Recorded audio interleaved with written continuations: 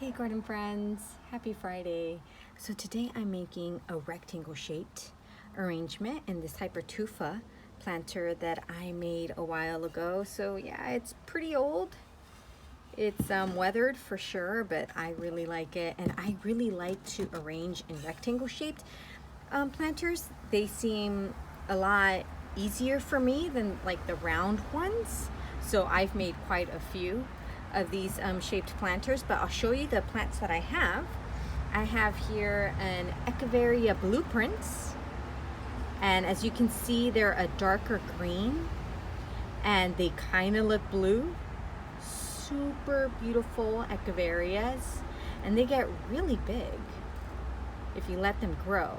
Super big. I also have this is a Haworthia zebra plant, and this is a variegated type, believe it or not. So it's a lighter green, and once it matures a little more, it starts to get the variegation lines across the leaves. But this is a really cool textured plant. It adds a lot of interest to your arrangements. And as you can see, it's stressed, so it has those red tips. Very beautiful plant, low maintenance, and this is an indoor and an outdoor plant. It'll do well inside or outside. I have this super light blue Echeveria Topsy Turvy. So another interesting plant. You see how the leaves are kind of upright, like spoon shaped, but they go up. Very nice. I don't have a lot of luck with these. I only have 2 in my garden because they get the mealy so fast here. I can't keep them alive. But I have that one.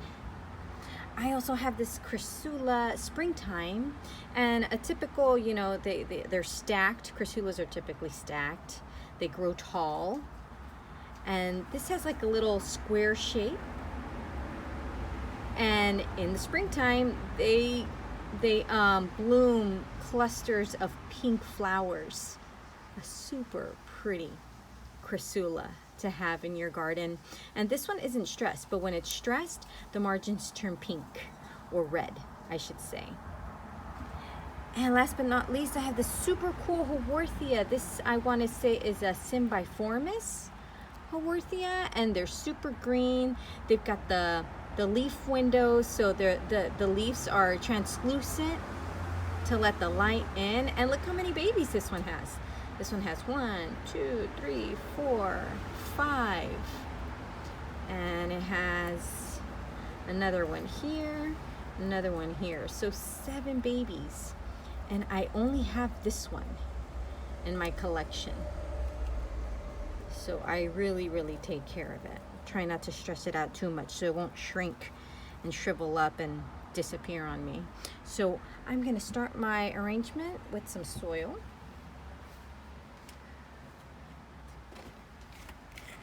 So I'm going to fill this up.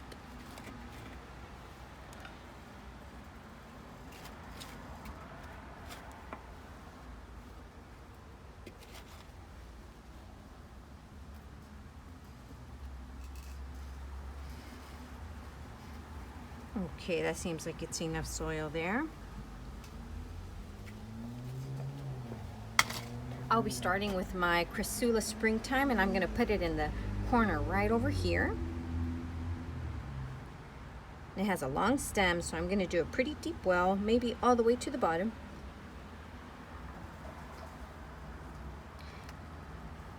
Keep a hold of it with my hand there from the top and anchor it down with the soil at the bottom. Gonna shuffle some soil from the other side. So it could be nice and tight. There we go. That's good. Okay, next I'm gonna go with the zebra plant, and I'm gonna put it towards the back since it's so big. And let's see, I want it to face this way.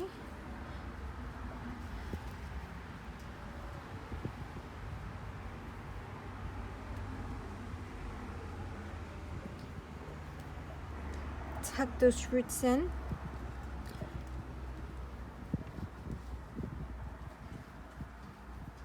press down on the soil at the base. Shuffle some soil in the back, just so everything can be buried down there nice and tight.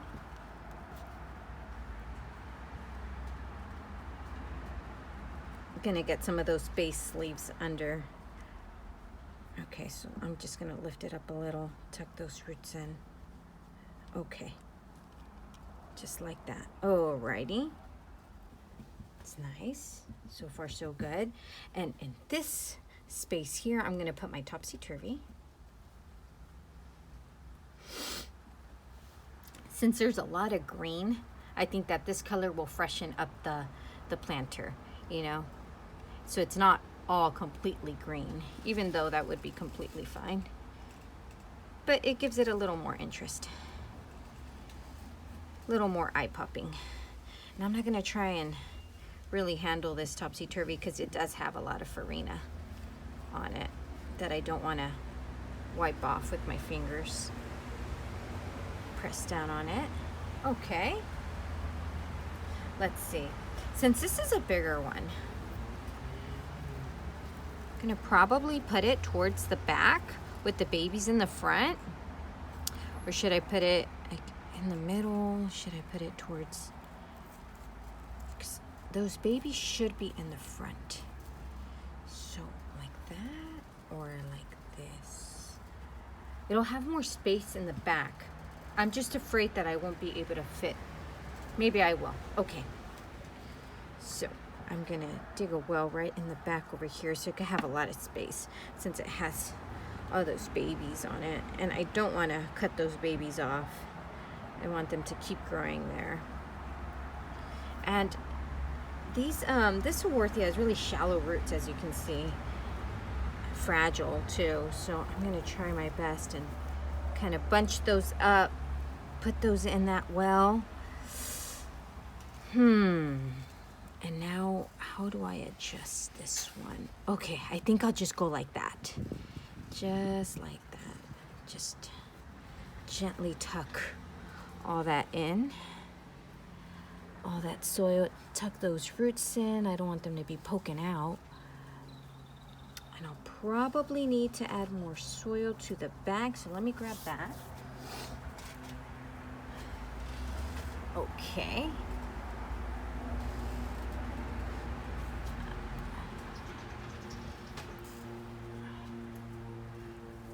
Make sure those babies aren't being suffocated under the soil. They're all above. Yeah. Okay. Okay. So that's good. It's looking good. And now for the last one, and it's a pretty big one. Not sure if I'm gonna be able to pull that off. Okay, I'll see if I can.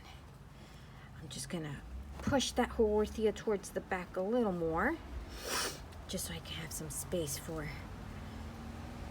that blueprints, because I really want to incorporate it into this arrangement, and I think I'm gonna be able to pull it off. I'm just gonna tuck it right in, right there, kind of towards the rim there, and yeah, that's gonna be fine. It's just those babies there, you know. So I'm gonna shift this to the side without losing the babies. I'm being pretty rough with it. Okay. I've got some allergies, sorry for all the sniffles. Okay. And let's see, I think that worked out.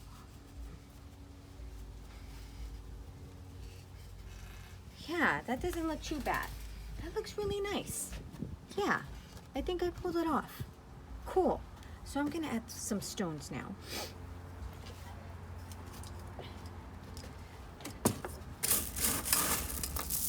I'm gonna take the really big ones out. Just get some medium-sized ones. Okay, I'm gonna start in the back. Press those down.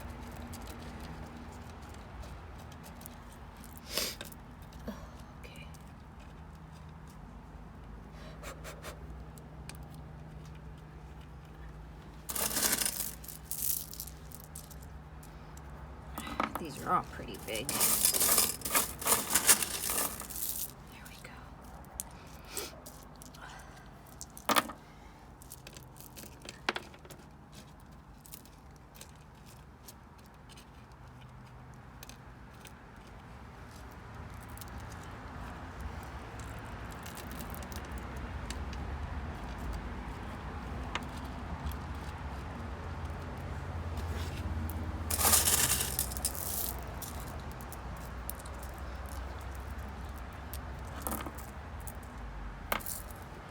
Gonna lift this topsy-turvy up just a bit, just so I can fit some stones down under it.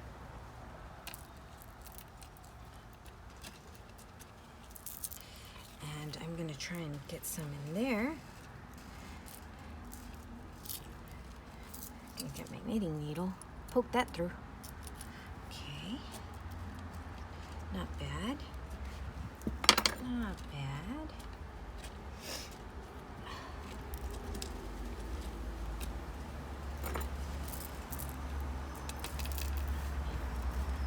Almost done here.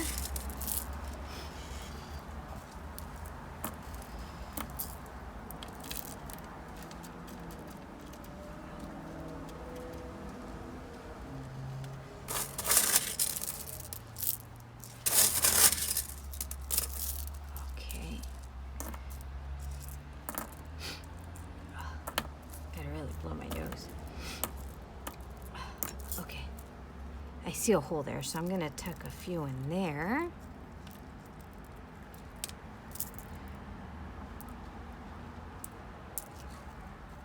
Grab my knitting needle and tuck those in to that little space there. There we go.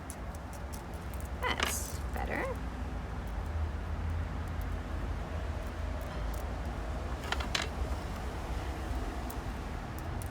I hope everyone's enjoying their Friday. Even though they're at work, they know that the weekend is around the corner. It's a good feeling.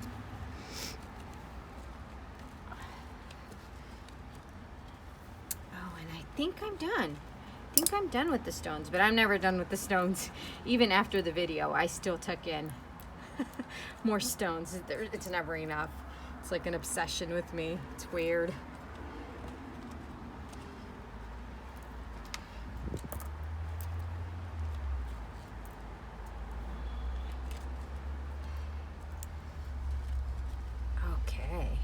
Cool. All right, so I'm gonna save these stones, put them back in there. Gonna grab my blower here.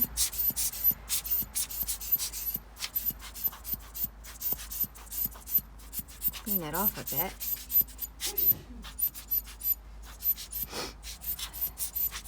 Oh no, I always do that.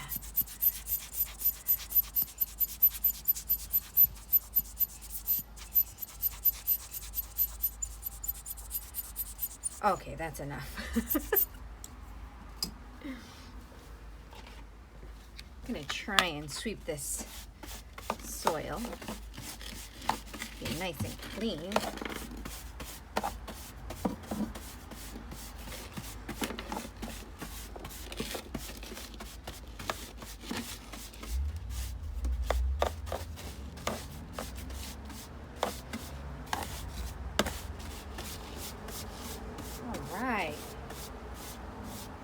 So that was easy. So you see, for the rectangle planters, I don't second guess myself at all. I just kind of like naturally just know where to put them, like fast. And I think it's because of the shape, because I always start from the corner and then work my way out. So I don't know why, it's just really easy for me. But you should definitely try a rectangle one and tell me what you think, if it's a difference between, you know, a round one or any other shape. I hope that you enjoyed this video and you get outside and make something. Thank you for watching. Happy Friday.